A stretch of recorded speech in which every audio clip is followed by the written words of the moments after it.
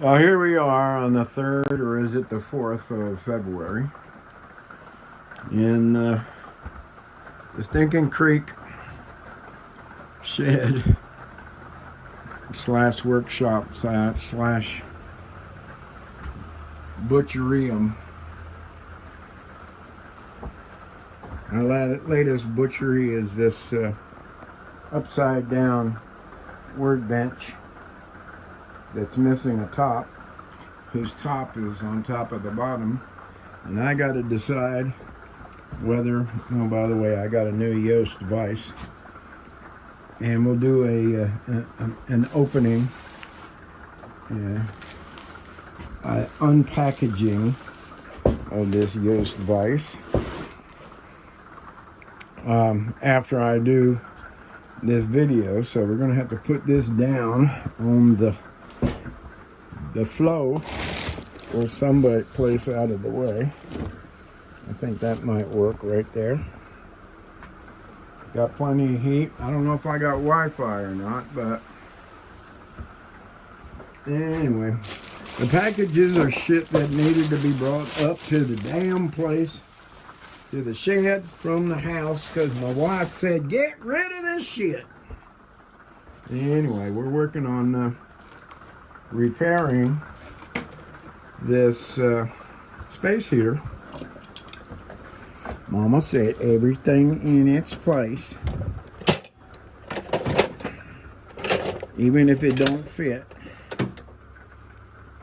And problem was that the burner right here on the this side wasn't burning properly. This one was, and it turned out there was a crack around here, and probably it needed to be blown out down here, which I did finally after I took the top off. Then I found out the cracked part. So what I did was I used JB Weld, the red stuff, the same stuff that I used on to make the gasket for the what's the name of it? Is that the diffuser motor? The motor that blows out the exhaust from the burning of your gas furnace. So anyway, I put JB Weld around here, but I got a message into JB Weld asking them, well, I've already put this in 600 degrees to burn off the volatiles. But I did ask JB Weld, I said, am I going to be causing any kind of combustion of this JB Weld, even though it's supposed to be high temperature when I turn this on? Because this is, I believe, a catalytic converter. Nah, that's not true. It's an infrared generator, and it's maybe a catalytic burner. Maybe. Anyway, bottom line is, gas comes in, fills this tank down here, because this is just a support, fills this tank and this tank here. They're separate, two different tanks, and reduces the pressure from here, but now it's mixed with air, carbureted, and comes through the back here, I guess, and provides a slow pressure that slowly comes up of properly carbureted air and gas. And that causes burning to occur on the surface. And it turns red and emits infrared energy. So it is radiation. It's a radiant heater. And so the bottom line is, I'm in the middle of waiting for JB Weld to come back to me and say, oh no, not a problem, go ahead and light that sucker, or don't you dare, if you do, you're going to kill yourself in 30 seconds with horrible noxious gases. So that's where we are there. So here, Mr. Bobber, this film is for my buddy Bob to make a comment about how can I do this with one hand? I'm not strong enough, am I? Are you going to stay there? All right. So, Bob, this is the top. As I said, it's made out of laminated, screwed and glued 3 by 1.5 inch. What are they? 18 of them, I think. 1, 2, 3, 4, 5, 6, 7, 8, 9, 10, 11, 12, 13, 14, 15, 16. 1.5 inches, so 16 times a half is 8 inches, plus 1, plus 16. 8 plus 16 is 24, and that's how wide that's supposed to be. So, there's the situation. Let me zoom out. And you can see as I come down what the situation really is. Notice that we got a little bit of a high angle here. Well, obviously I didn't glue it and screw it the right way. And you can see there's a big bow in the middle. And here's the problem. By virtue of the fact that I put in screws here and here, about 1 inch from the bottom and 1 inch from the top, and then alternated them on the second piece so they wouldn't run into one another, so they're about right there, all set about right there. And then for the next one, I came back to here, and so on and so forth all the way through. Great idea, but you needed to do it not standing fucking up, but lying down flat on a very perfectly flat surface, like the floor, which I didn't do. And I ended up having built it vertically, like our English buddy, what's his face, Paul Sellers. Not your fault, Paul. I should have known from the get-go that I need to be doing this flat.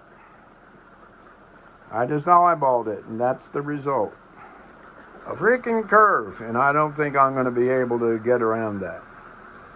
So, let's put some straight edges on it. I can do better than that, if I could find it.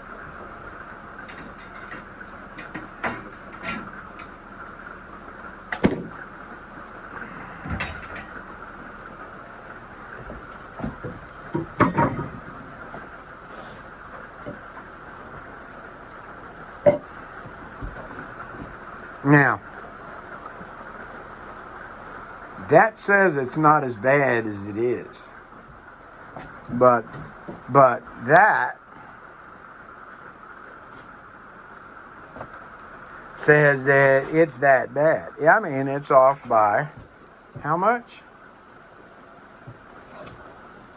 How much is that off?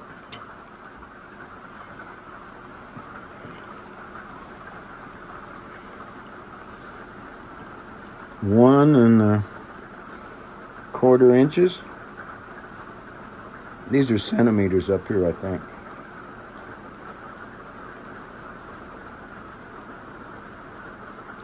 So are we reading? No, 1.5 inches we're off.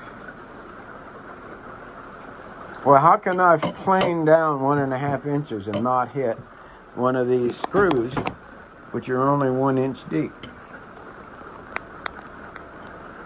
Get the ideal? So, is this recoverable, or am I going to turn this into a welcome mat for the door of the shed, and start over with what I'm thinking are going to be 2 by 12 inch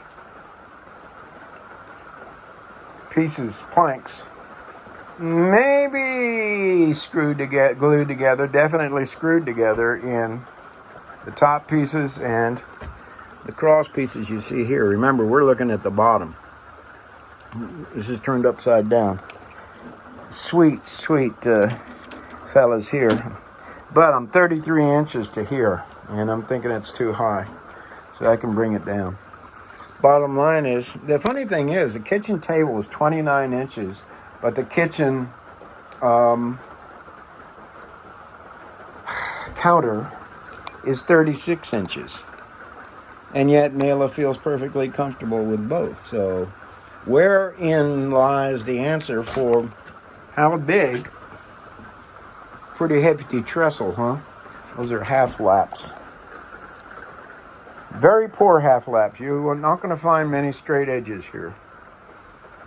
But it ain't going anywhere. Not going anywhere. Except when it's on the wheels. And then when you let down, as you can see, the wheel goes up, right? So the whole weight comes down on the ground to right there. So there's the problem.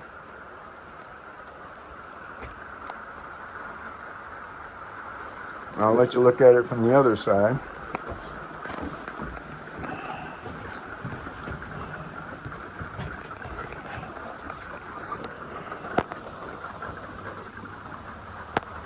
Just put the edge, straight edge here. Put it in the middle.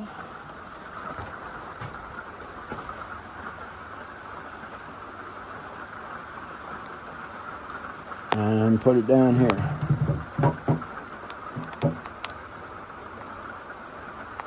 Going all over the place, isn't it?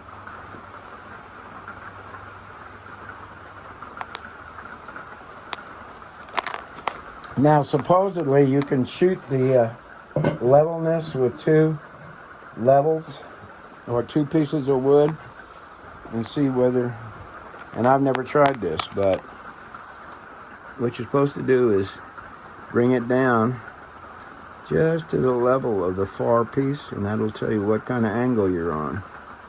Oh shit, look at that. Well, anyway, that's it. That's what it's made of. Now, this is plastic wood. 2 bottles or 2 jars of it. And yes, I could sand this down.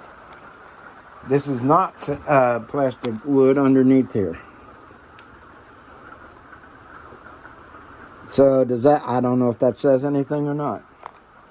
So anybody, you know, I just want your firm answer. I'd love to have Rex Krueger say, Chaz, it's going to make a nice doormat out there in the front, and you did a good job of putting up the French cleats all the way around the way you did, and not one single one of these shelf brackets is screwed in. Every one of them is a French cleated shelf bracket. So it's going to have another homemade thingy called my first workbench.